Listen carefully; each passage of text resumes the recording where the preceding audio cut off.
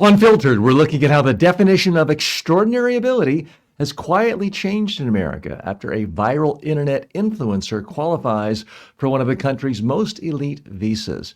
Then, the MAGA movement is starting to realize that total dominance of X may be doing more harm than good as conspiracy culture and influencer infighting spiral out of control.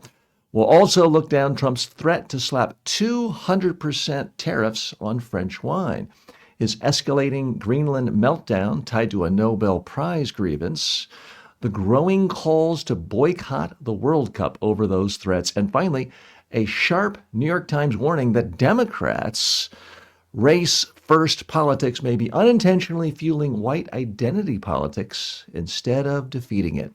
All that and more today on Filtered.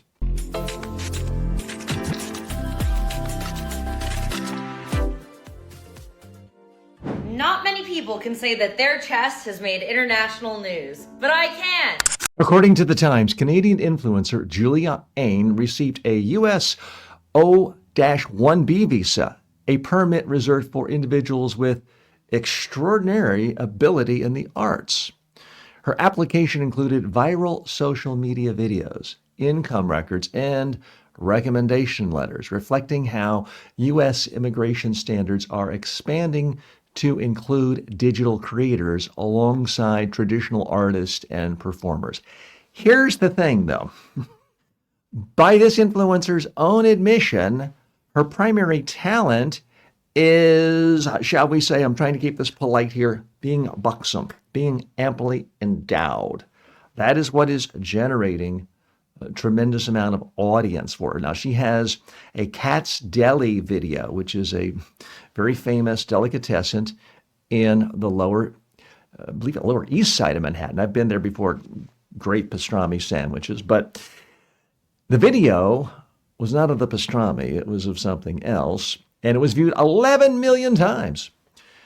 It had 226,000 likes, 58,000 comments, and she has now 1.3 million followers across accounts. She also all social media. She works on something called FanFix, which is kind of a nudity-free alternative to OnlyFans. But again, by her own admission, her main talent is being, shall we say, top-heavy. Trying to keep it polite here. Now, these visas come for 3 years. They often get annual extensions. And she admits she submitted the video to the U.S. government. By her own admission, she says, this sounds insane, but it is proof that people are watching me, so it's some kind of talent. Now, let's look at the backdrop here. We are now living in a world where people who are under extreme prosecution from religious extremists running countries, from authoritarian dictators, from oppressors around the world, are trying to flee to the United States as refugees, and they are being denied status. They're being denied entry. We're talking about successful lawyers, doctors, entrepreneurs, business people. One of my own staff member has tried to get in the U.S. without any luck. And yet, who are we letting in? Someone in the current administration is looking and saying, oh, apparently I like the way her talent looks, and granting entree into the United States, granting these visas. So that's the real problem here. We're kicking people out who often have genuine talents, running restaurants, running businesses, being active, thriving parts of their community, in some cases for 3 or more decades. We're rounding them up, treating them like dogs, and kicking them out of the country. Meanwhile, here's an example of this so-called influencer being led into the country with open arms and, shall I say, maybe open hands is really the bigger issue. So, look, a lot of countries make special exemptions for people with extraordinary talents. The United States has always done that, or at least for a long, long time, the United States has done that. That's part of what makes us more inviting. That's part of why you saw the John Lennons of the world deciding to live in New York City rather than their native country, in his case, England. But isn't this trivializing things? I mean, you could make the case that almost anybody has some talent. What is extraordinary talent? It can't simply be that you are, again, I'll be charitable, prettier than others. Although that is how a number of models have gotten into the country. I won't speculate as to whether that is the origin of how our current First Lady got in. I'll leave that up to others. But it does seem to be bizarre times when we are going out of our way to tell the most talented people in the world, the most talented software coders, the most talented artificial intelligence experts, wildly successful entrepreneurs in country after country, we're telling them, nope, we don't want you. But, oh, you're a pretty buxom young lady. Well, come right on in. Let's just roll out the red carpet for you. Look, elections have consequences. Every administration gets to assign its own sets of priorities. They have leeway. But is this really what it's coming to? It's a bit sad, and it's a bit pathetic. What do you think? I'd love to hear from you. First question for the community here: should cultural influence count as extraordinary ability? I'm well prepared to say that, okay, someone of Mr. Beast quality talent, if he happened to have grown up in England or Mozambique, yeah, by all means, let him in. That's an extraordinary talent. But just looking pretty and getting clicks, I don't know. Is this modernizing immigration or trivializing it? That's the second question I have to you. Please post your answers in the Q&A section, in the comment section right here on YouTube. If you're watching this on any other platform, please come on over to the YouTube channel right away, the TJ Walker Success Channel, and participate there. Third question: who decides what counts as talent in 2026? I'd like to know the answer to your questions. Please post. According to Politico, conservatives who once celebrated Elon Musk's takeover of Twitter, now known as X, are increasingly alarmed that their dominance of the platform is fueling public infighting, conspiracy theories, and factional warfare. Prominent right-wing figures say X's algorithm rewards outrage, well, no kidding, and spectacle, elevating extreme voices and weakening internal political cohesion inside the MAGA movement. Okay, so what's really going on here? We heard for years and years and years from disgruntled conservatives, MAGA followers, and others that, like most media, there was ostensibly a liberal bias on Twitter.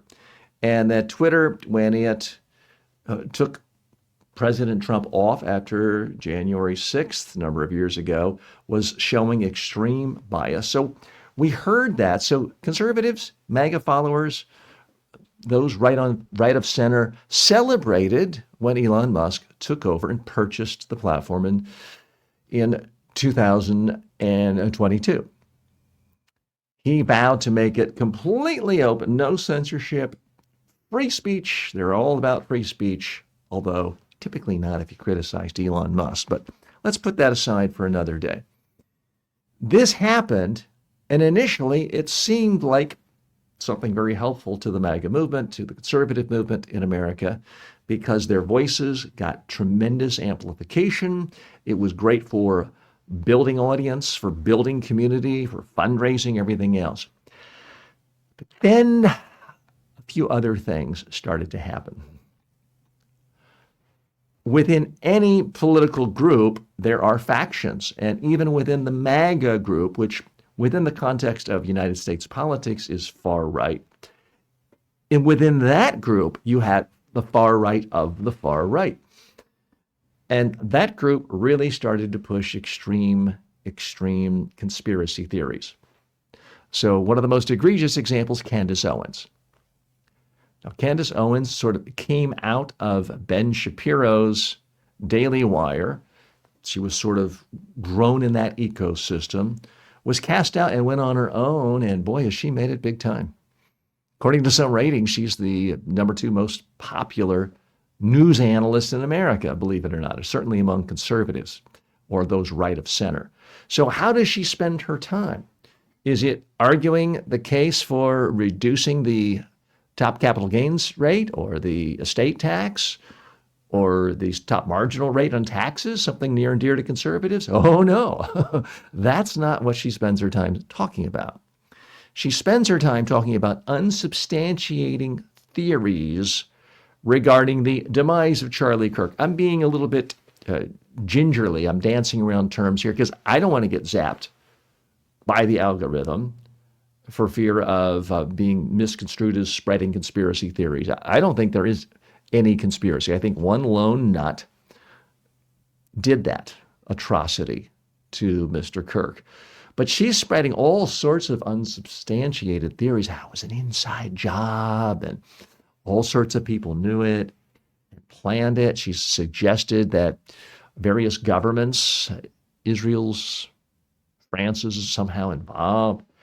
Things that make a lot of mainstream, relatively speaking, mainstream MAGA political strategists, supporters, worried that it makes their whole organization, the whole movement seem extremist.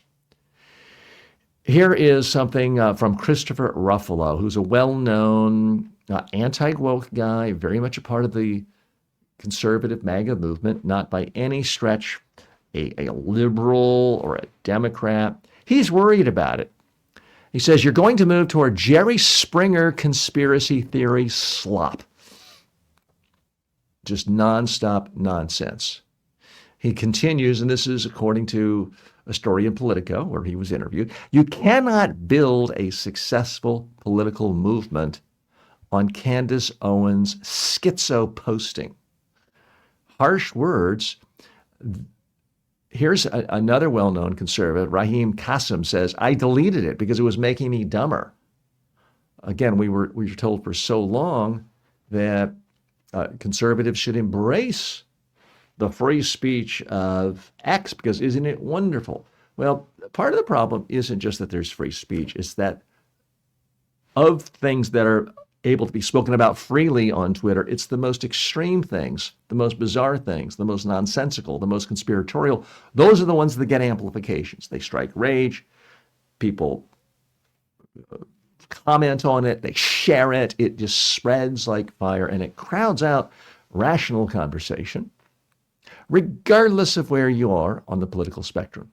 Raheem Kassem also says, X is a post-apocalyptic cesspool of bots, pedophilia, and political illiteracy. Well, that's a nice soundbite. And that is the kind of thing that used to get a lot of attention on a place like X, but now it's all about the big conspiracy movements, theories, and the Candace Owens of the world. So at some level, it's humorous to think, okay, you right-wingers, you got what you asked for. You've sown the seeds of your own demise. Now, they're not gone yet, obviously. The MAGA movement completely controls the White House, the Senate, the House, arguably the Supreme Court, the administrative state. So it's not like they've actually lost power because of this. But there is increasingly a lot of alarm that when you say, okay, anything goes, total free speech, it's not quite like AT&T or Ma Bell or any old telephone company saying, hey, you can have any conversation you want. Because in 1980, if you wanted to pick up your phone and call a friend and say, hey, I think this guy TJ Walker is an emissary from aliens from Mars, and he's really not a human. He's coming here to destroy the world so that Martians can transport all of our water to Mars. If you had said that in a phone conversation in 1980, not much damage would happen, because if your friend heard it, they might chuckle, they might even believe you, but it wouldn't go beyond two people. If you called a law enforcement official in 1980 with that theory, they would have hung up on you pretty quickly because it would have struck any law enforcement official as an absurdity, as the rantings of a lunatic. Now, fast forward to 2026, you say something equally as ridiculous, especially if rather than talking about T.J. Walker, that most people have not heard of, if you talk about some famous person being actually an alien from Mars sent here to destroy, it's going to get attention. It's going to get talked about. And people are going to be rubbing their eyes saying, I can't believe it. I knew this was it. And there are going to be other people saying, no, you're wrong. This is silly. This is ridiculous. And other people saying, no, that is true. And it's going to foment controversy and shares and likes and dislikes and smiley faces and frowny faces. And before you know it, it's crowding out real news about the policy proposals of anyone on any side of the political spectrum. It's going to crowd out political debate about real problems affecting everyone in our society. So that's the problem that I think Elon Musk didn't really think about.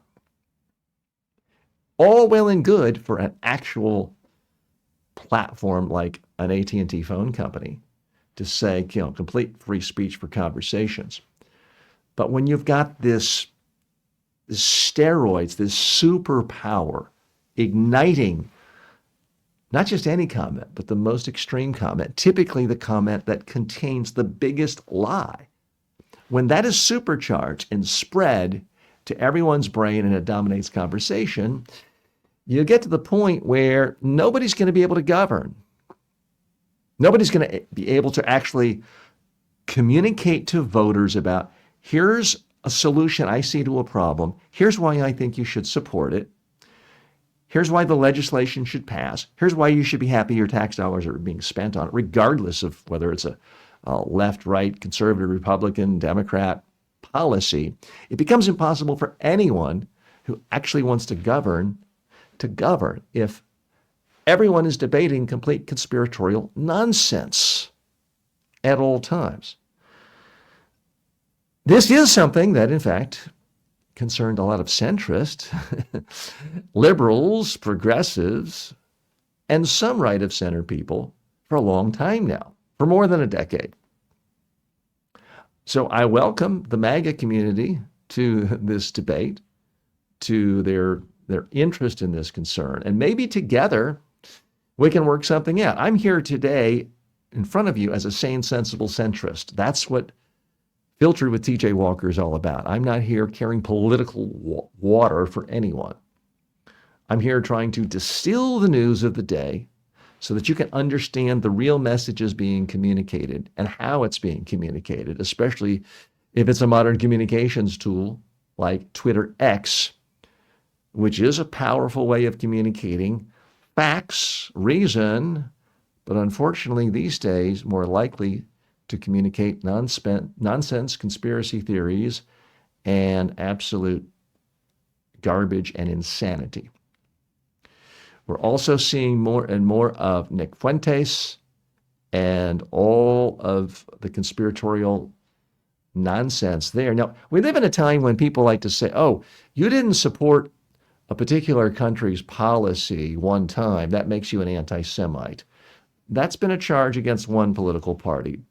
But now we have a situation where you have Nick Fuentes, who is, like it or not, more closely aligned with the Republican MAGA community. And he's not just criticizing a particular policy of the Israeli government. He's saying things like, I love Hitler. Hitler's great. White people are, Christians are great. Jews are awful. I mean, that's the sort of thing he says regularly. And that's what gets more and more and more attention on Twitter. Same with Andrew Tate, the well-known misogynist, the accused rapist, the accused trafficker of young girls around the world. And he gets glamorized on a place like Twitter. And it's causing a lot of conservatives and right of center and MAGA people to say, maybe, just maybe, we need to rethink this whole situation a little bit. Okay, questions for you. I want to hear from you today here in the community, the filtered community on YouTube. I want to know exactly what you think. When the algorithm rewards spectacle, movements become spectacle. Are you okay with that? Does free speech absolutism ignore algorithmic power? I would argue it does. Again, that's just a fancy way of saying, do you really believe in free speech if we know in advance that all the big tech companies are going to make idiotic things get 10,000 times more views, listens, and reach? Are viral incentives destroying political discipline inside movements is the next question. And finally, can a political coalition survive without guardrails? Post your comments to that question. People often forget it was William F. Buckley, the well-known conservative, who really began his climb to fame in the 1950s with the publication of his book, God and Man at Yale, and then later on starting the National Review. He assiduously weeded out anti-Semites. He did everything he could to make conservatism respectable. He would not platform people who just spewed conspiracy theories. Now, you may or may not agree with everything Bill Buckley stood for and wrote about and talked about, but he was keenly aware that you could not make Americans vote for someone like a Ronald Reagan if conservatism was tainted with extremists and crackpots. Sadly, Bill Buckley died more than a decade ago, and nobody has replaced him. President Trump threatened to impose a 200% tariff on French wines and champagne if France refused to join his proposed Board for Peace overseeing Gaza. French officials condemned the threat as economic coercion, warning that trade pressure tied to diplomacy risk destabilizing alliance and global markets. Okay, so Donald Trump is upset that everyone in the free world, the Western world, our greatest allies, don't just essentially take the United Nations and the entire world order of the last 80 years, crumple it up and throw it in the garbage can and do whatever Trump asks for. He's kind of surprised that that hasn't happened. A little more background. Again, Trump doesn't like the United Nations. He thinks it has a liberal bias, an anti-American bias. And he therefore wants to create his own sort of international institutions, I guess you'd call them. One of them is a Board for Peace. He wants a lot of people to give him a lot of money for this too, as you would expect. And France says, no, we already have a United Nations for dealing with international conflict. We do not want to undermine the United Nations because for all the flaws of the United Nations, for all the problems of, sometimes people come to New York and they talk too much and they get parking tickets and don't pay for it. And like any organization, there can be bureaucratic waste. But for all the flaws of the United Nations, its initial charter really was about one thing. Can we, after World War II ends in 1945, can we put together an organization to stop world wars between superpowers? Can we keep the world from nuking itself into oblivion? That was really the one responsibility, the one mandate of the United Nations. And guess what? They did it. Yes, there have been wars, there have been skirmishes, there's been proxy wars in Vietnam, Korea, and elsewhere. But when it comes to declared war between nuclear superpowers, which is arguably the main reason we have United Nations, they have been extraordinarily successful. So they had one thing to do, and they've done it. By that standard, they are 100% effective. They're arguably one of the most, if not the most successful organization in the history of the world. I realize that's not politically correct to say. I realize this isn't going to get me 10 million views and shares because it's not politically correct to ever say anything nice about the United Nations. But that's the fact. I'm here as a sane, sensible centrist trying to give it to you straight. And that was the job of the United Nations. They've done it. Now, here comes Donald Trump saying, well, here's an organization that doesn't just quiver like jelly in front of me the way every Republican congressman does, who just bends over and lets me do whatever I want anytime. Wow, what a horrible organization, this UN. People don't instantly agree with me. So that's why he wanted to create this board for peace. More about his concepts of peace in a segment coming up. And because he doesn't get his way, he wants to throw a tantrum. Now, the French agriculture minister didn't hold back. He said it's, quote, blackmail. Those are harsh words against an ally, or at least a former ally, which I think increasingly is the label a lot of great Western capitalistic democracies put the United States, a former ally. Allies do not say, you have to do this kind of weird, strange thing that nobody thinks is a good idea, and kind of thumb your nose at the United Nations, which has kept us from nuclear holocaust. You got to do this thing, or we're going to completely destroy one of the dominant industries of your entire nation, your wine and champagne industry. So the French agriculture minister is 100% accurate when he says this is blackmail, or she. Forgive me, I don't see how that is. Additionally, Annie Genevard says it's shocking because it's brutal. It's done to force compliance. So now we have trade policy in the United States being governed by loyalty. So it's not about what's good for America even. You could make the case, I wouldn't, but many would make the case that some of Trump's trade policies were an attempt, perhaps awkward, perhaps ineffectual, but an attempt to help certain manufacturing industries in the United States, certain other industries. But this doesn't even pretend to be about helping an industry. This is just sheer blackmail. And you're not loyal to me, I'm going to punish you. Why? Because I can. How? Because I got the power. There's no doubt about it. The president of the United States, the president of the largest economy, still the wealthiest economy, depending on how you divide it up versus China, it's still the wealthiest country in the world, does have a lot of power. It does have the ability to destroy entire industries of other nations. And Trump, not governed by norms of any discernible flavor, has said he's going to do this. Now, is it bluster? You could make the case in the first 6 months of the Trump second term that a lot of it was bluster, but lately, not so much.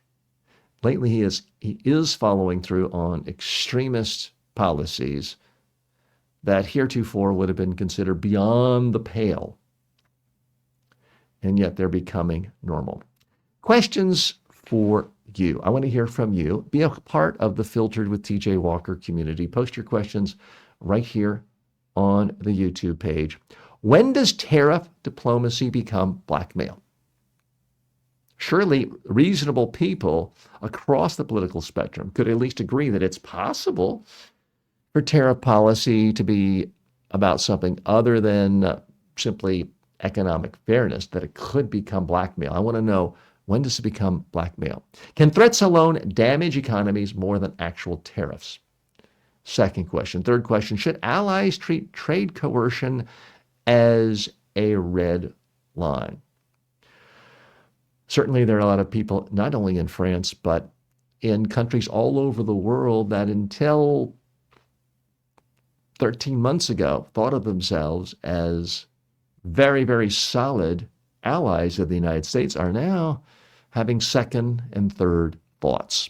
According to the Times, President Donald Trump privately told Norway's prime minister that his push to take control of Greenland is linked to not receiving the Nobel Peace Prize.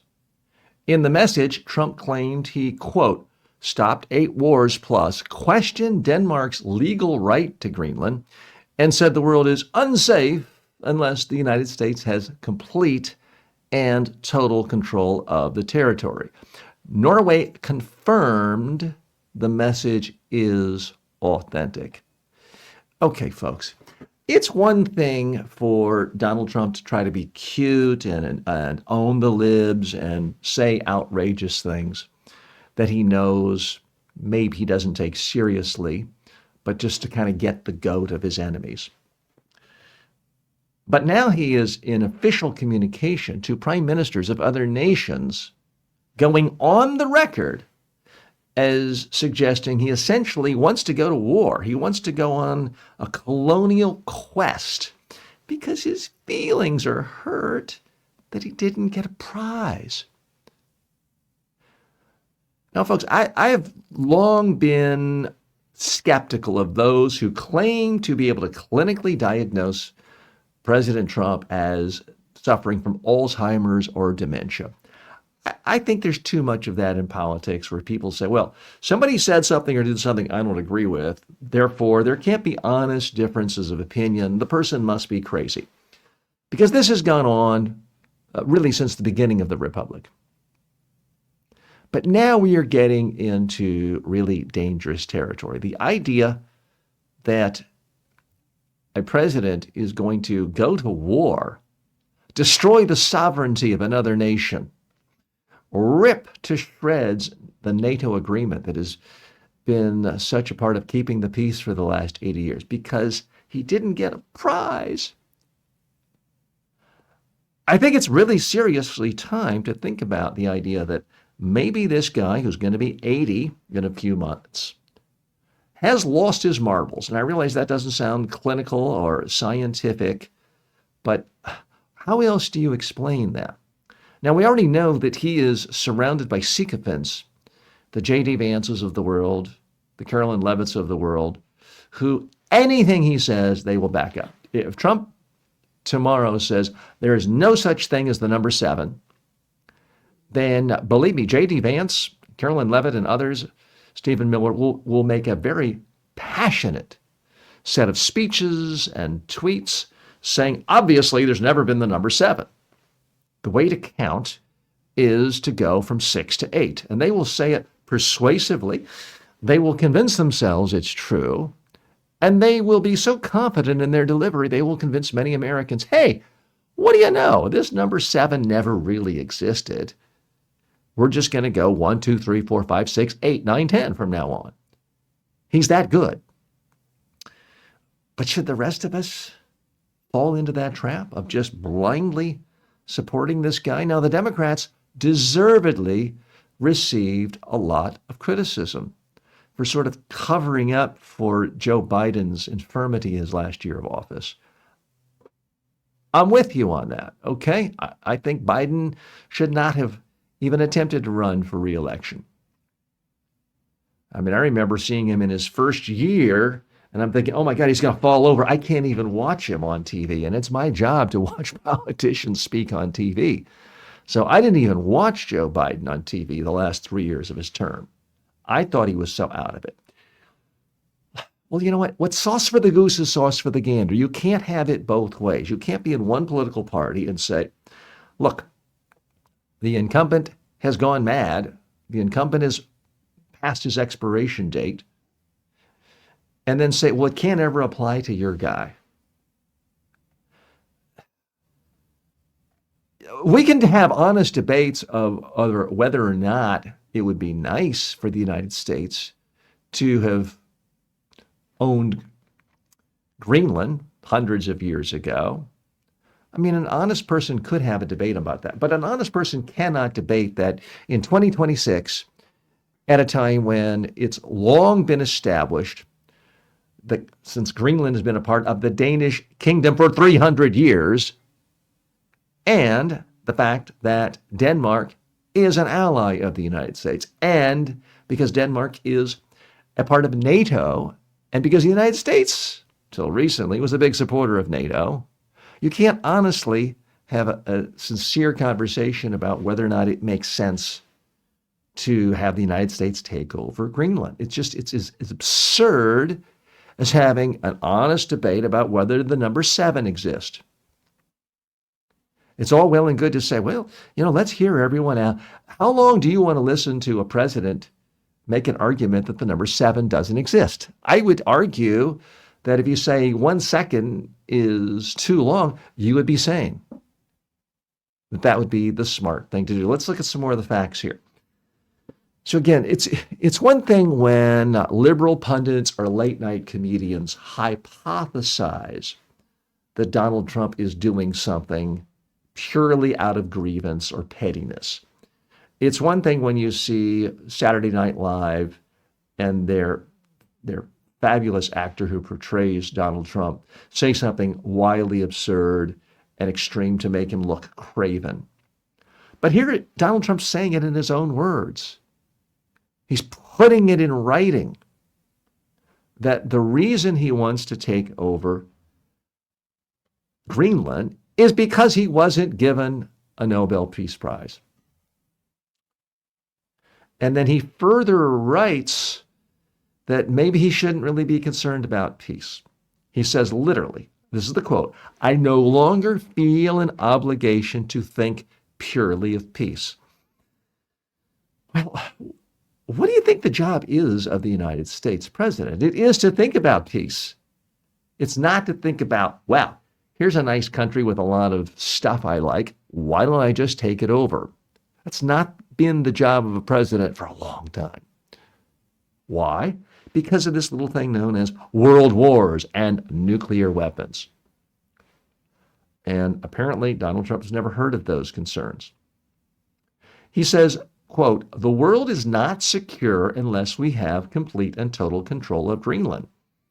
Again, that is as factually accurate as me or some other president say, henceforth, the number 7 no longer exists.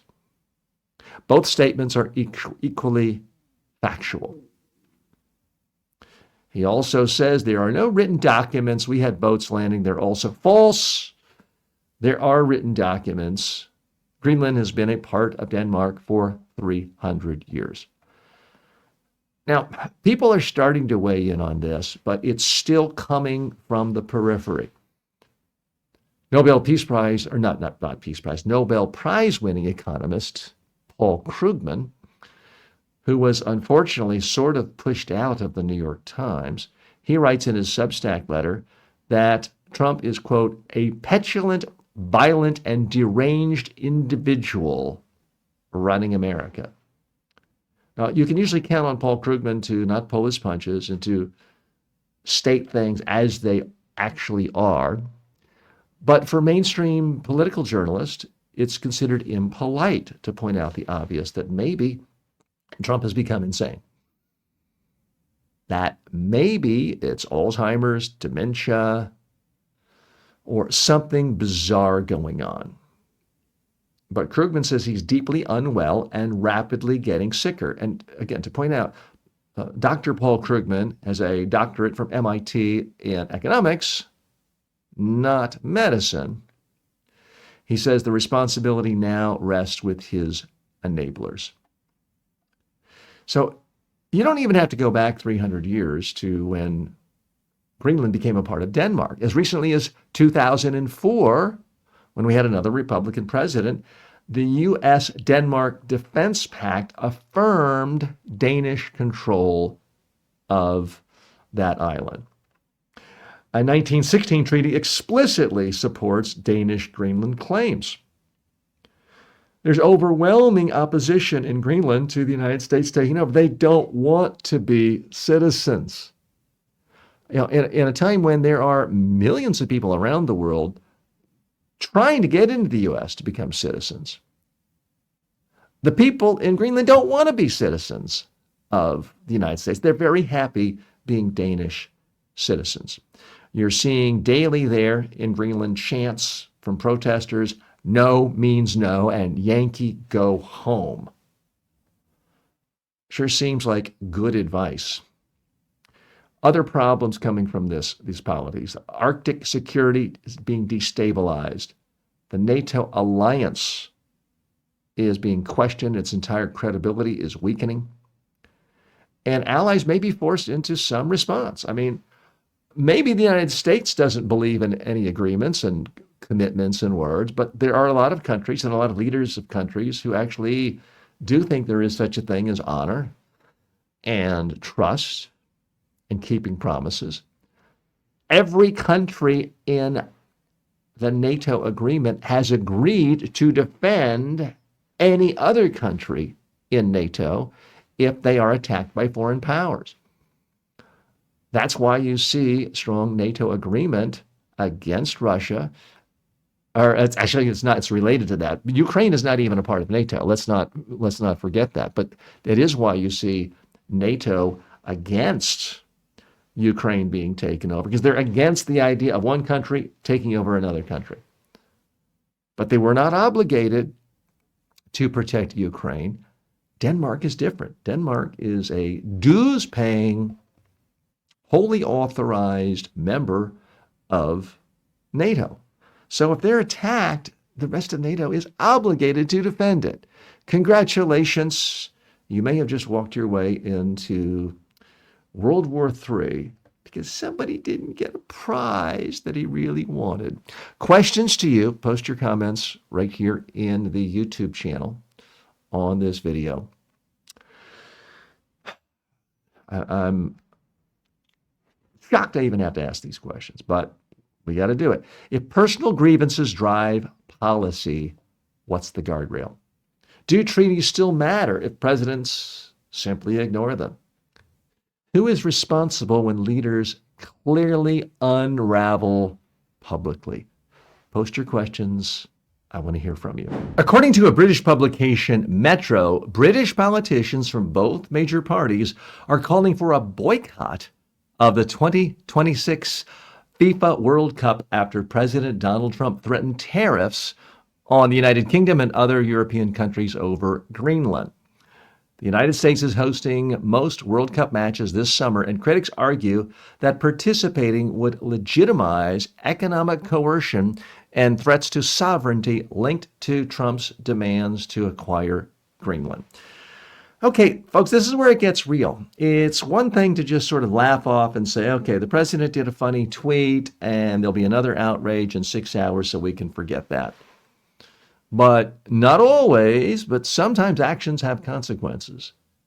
And a lot of people in the world take things like sanctions and huge tariffs and trying to destroy their economy pretty seriously. And the United States did get the World Cup. People are slated to come here, but a lot of people, especially Europeans, are saying, wait a second.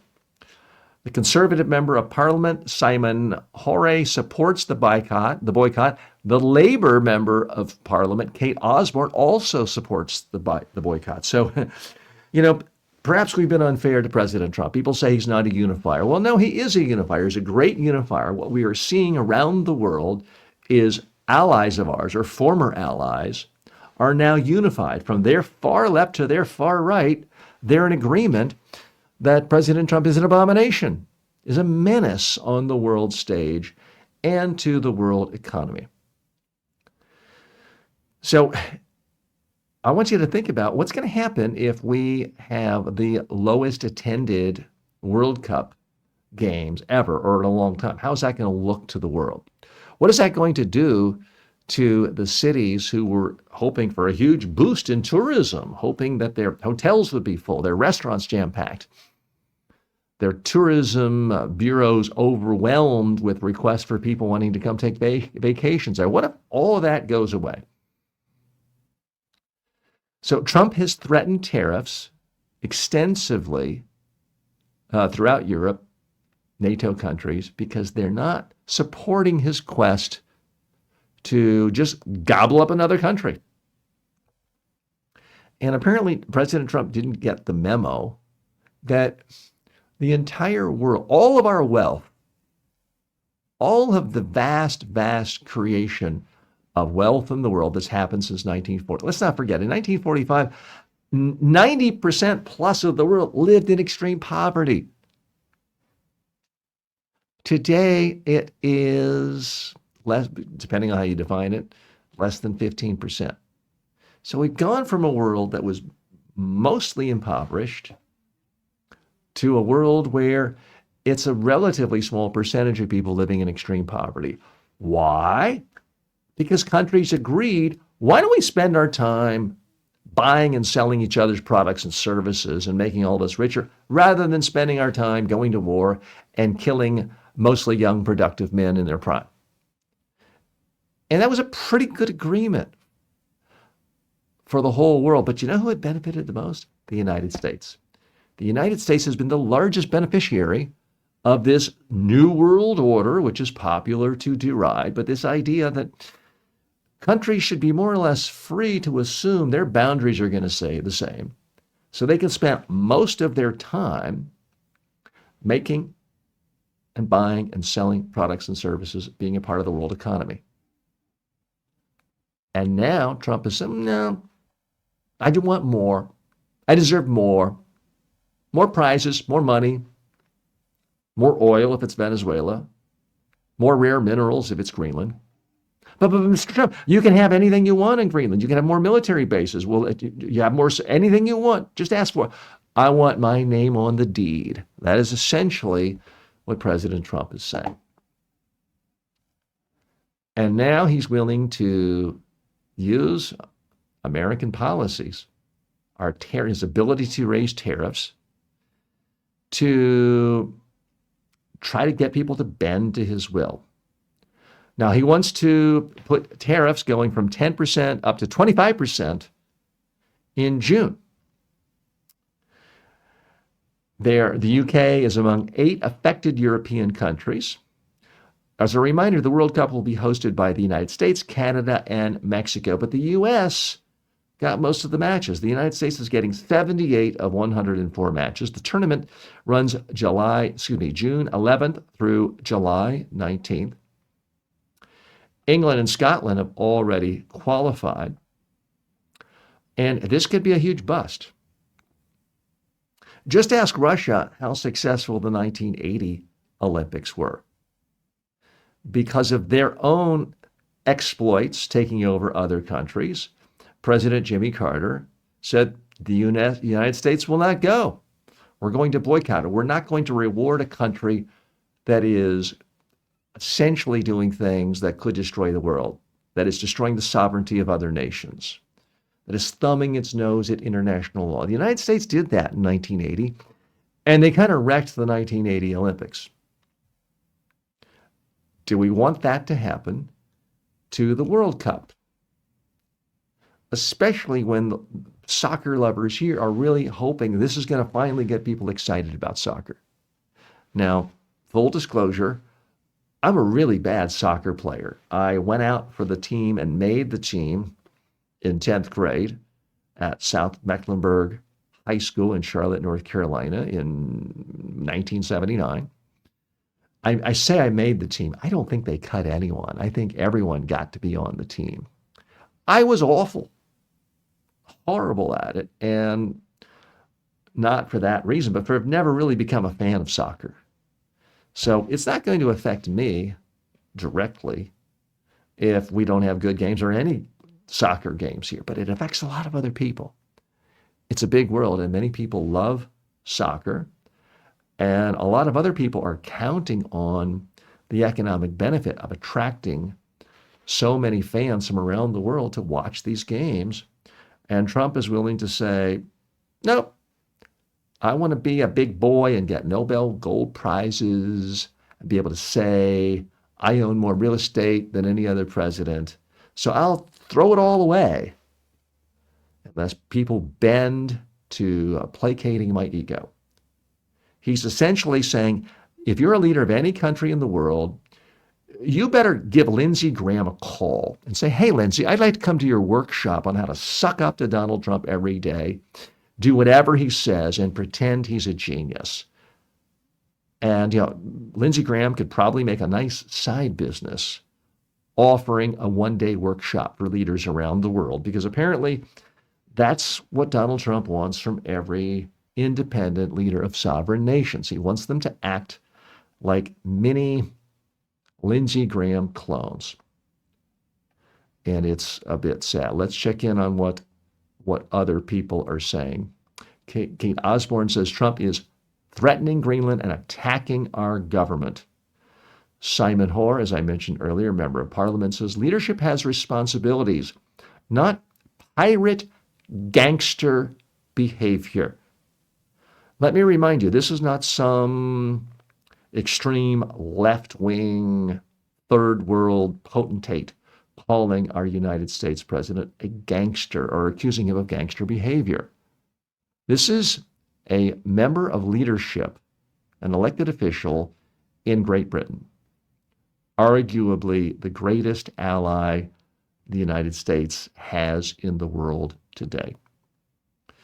Now, sadly, what this World Soccer Organization did, giving Trump a prize, I almost don't feel sorry for them. If he destroys their organization, with them gratuitously giving him a peace prize to appease his ego was utterly sickening what they did not that long ago. He became the face of the 2026 World Cup, and they gave him a peace prize in December, believe it or not.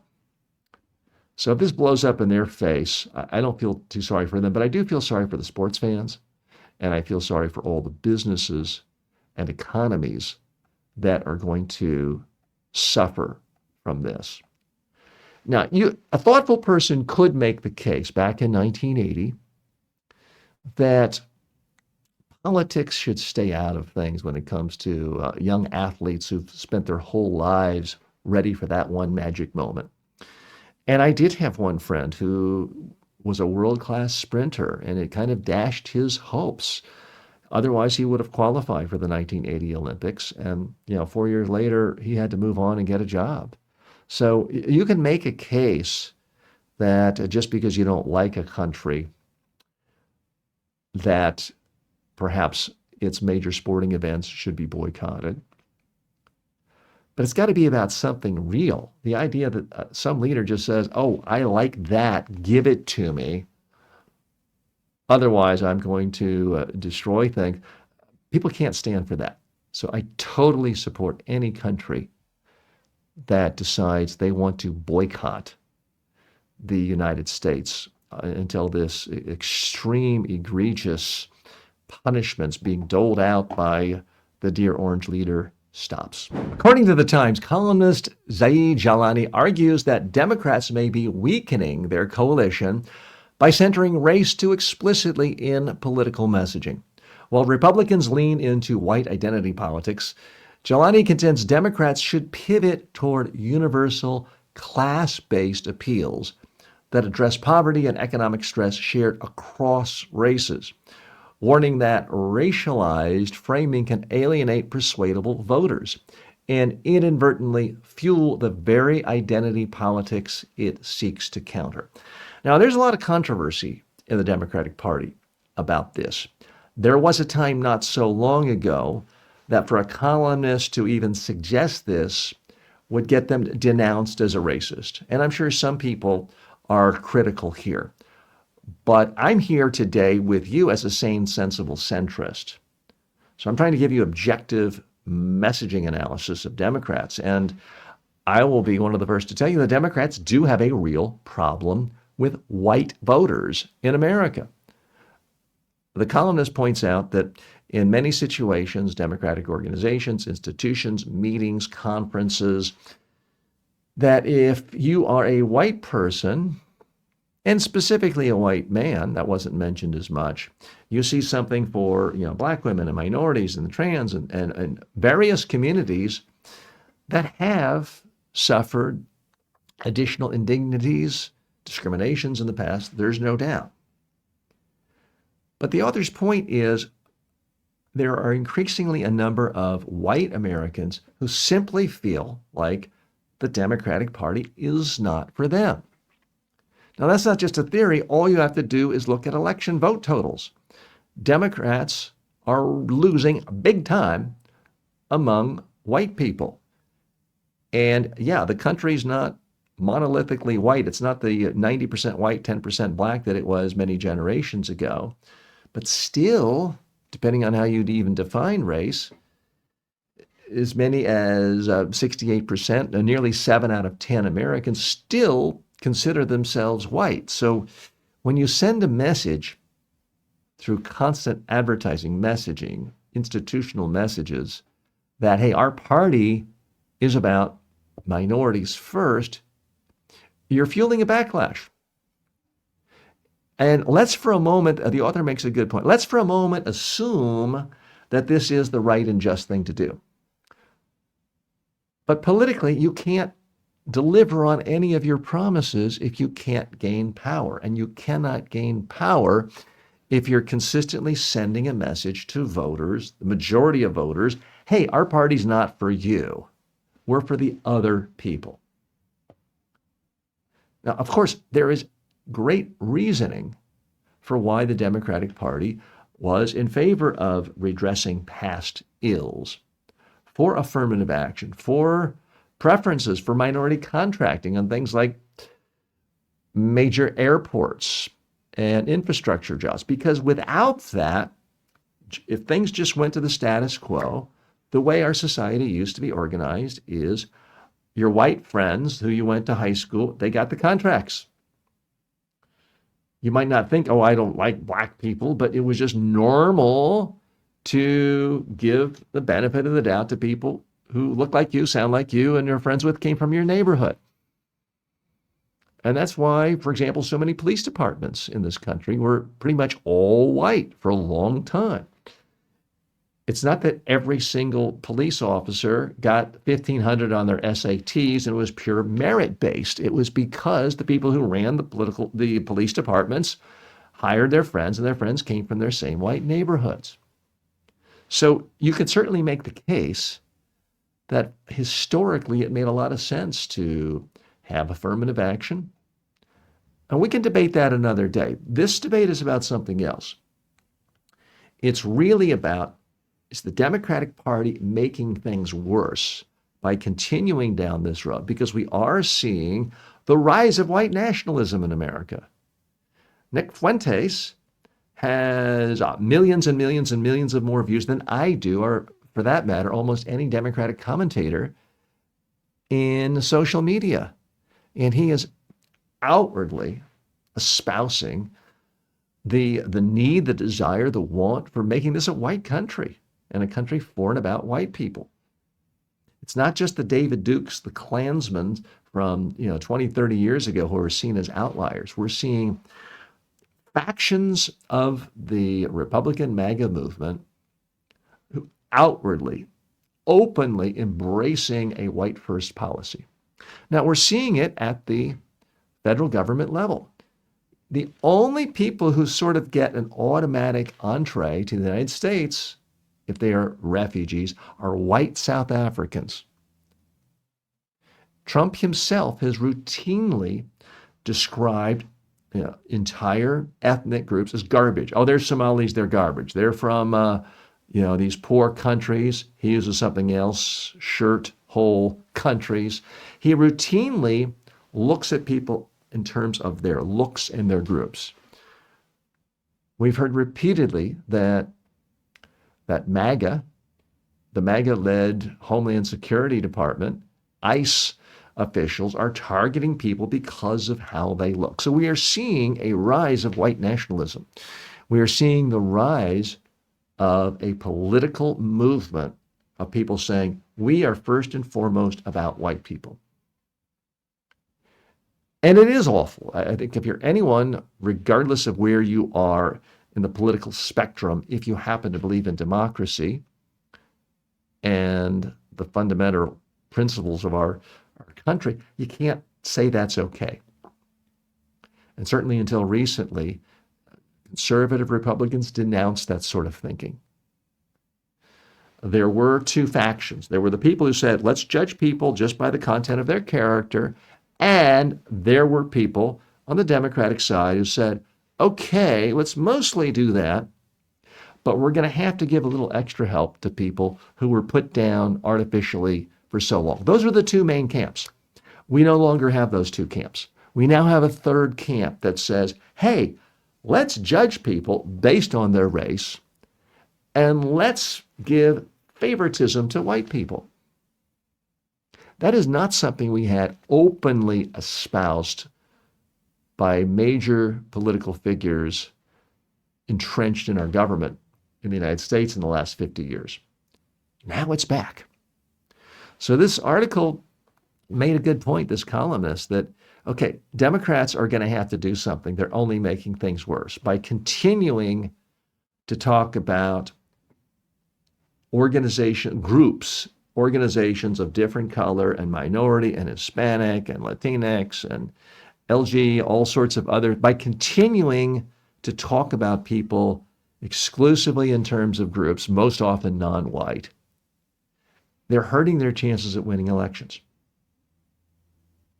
Now, arguably, you could make the case when many affirmative action programs started, almost all people who weren't white were really discriminated against and kept in poverty. That's not the case now. So let me share with you some facts. And this surprises a lot of people, but there are more white people in poverty in America than there are black people in poverty. According to recent estimates, 14 to 15 million Americans who are white are poor. Only 9 million black people are poor. Now, I don't want anybody poor. But when these poor white people here talk about how poor black people need extra handouts, extra help, extra benefits to get over adversity, they're saying, well, what about me? Who's speaking up for me? And that's what has fueled the rise of Donald Trump, because there's no doubt about it. The poor white people, they're all voting for Donald Trump. And they're doing it, obviously, because they do not believe the Democratic Party stands for them. And in part, it is because of specific policies that are meant to redress past ills, and that's admirable.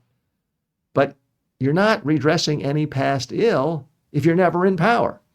And right now, the Democratic Party is locked out of power in this country.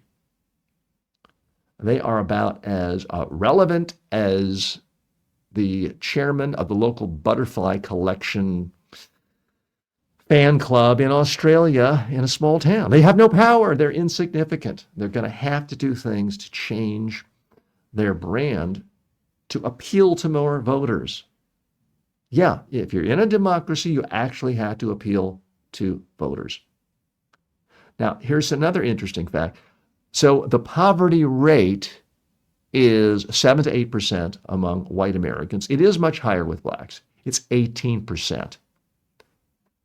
But we've come a long way from the days of basically if you were black, you were automatically poverty stricken. That's simply not the case. We have significant numbers of black middle class and above in America today. Let's look at household income. 43% of white households have an income of less than $50,000. I got to tell you, you might not be under the poverty line, but if you're a household, especially if you have 3 people, let's say a partner and a child, and you're making $50,000 a year or less, you feel poor. And I apologize to anyone who feels like that sounds condescending, but it's just true, especially in this era of Instagram, and you see the 22-year-olds on with their crypto and their planes and their Ferraris. You're going to feel not just poor, but really poor, and you're going to feel resentful. And again, we're not talking about a few 100,000 people here. We're talking about 43% of all white households make less than $50,000 a year. So they feel poor, and they don't hear Democrats specifically speaking to them the way they do hear Democrats speaking to people of other races and colors. It's an uncomfortable truth, but Democrats need to understand that and perhaps make some adjustments. Now, again, more of the facts. Black households in America, according to most recent statistics, 52% make less than $50,000 a year. So, yeah, all things being equal, much higher percentage chance of being, I won't say that's poverty level, but if you're making $50,000 a year for a household of 2 or 3 or 4, you're just getting by in all likelihood. 52%. But that's not that big a difference. That's only a 9% difference. Again, 43% of white households make less than $50,000. So add it all up, there are tens of thousands of white people in America who are struggling financially. Meanwhile, there are, according to estimates, 800,000 to 900,000 Black millionaire households in the country today. And again, you say millionaire, a lot of people think of champagne, caviar, private jets. You can be a very middle-class person, and because of appreciation for your house, you're technically a millionaire on paper, but you're clearly not poor in that case, even if you're cash poor. So here's the bottom line. Race no longer perfectly maps onto disadvantage. Yes, absolutely. In general, Black people have less money, make less money, and face more discrimination than white people. There's no doubt about it. But again, there are more white people poor in America than Black people. So when the Democratic Party specifically targets races they want to help, and they list all kinds of people, various colors, shades, and interest groups, and they don't talk about poor white people, they're harming themselves. They're losing. I mean, all you have to do is look at who Alabama and Mississippi and West Virginia and Kentucky send to the Senate and the Congress every year. These are poor white people who specifically say, we reject the Democratic Party. Obviously, some of it is because, can you say these white people hate Black people? You can make that case, but simply calling people racist doesn't usually make them feel warm and cuddly about your party. So this is something I think the Democratic Party has to have an honest conversation about. The world has changed. I think the Democratic Party could say, look, we embraced civil rights, we embraced affirmative action, and we now have hundreds of thousands of Black millionaires. We have millions of Black people in the middle class in America. Is it everything perfect and free? No, but it's a huge success. And from now on, henceforth, we are going to frame our arguments, our policies in universal terms where we talk about everyone, regardless of color. And that will be the way to maybe win an election, maybe control one branch of government from time to time so we can institute some other policies. So questions to you. Post the answers in the comment section right here on YouTube. Should Democrats sell policies as universal benefits, not group-specific wins? Second question is, do racial frames unintentionally push swing voters toward identity politics? And number three, can class-based messaging reduce racism while winning elections for the Democrats? Post your comments. I would love to hear from you.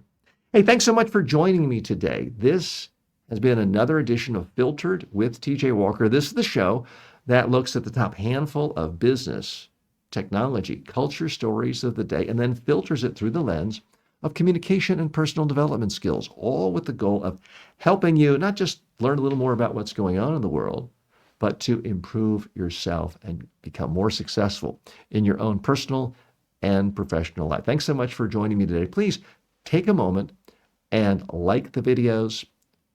If you are listening on any podcast platform, thanks for doing so. Make sure you follow or subscribe on any podcast platform and leave a review.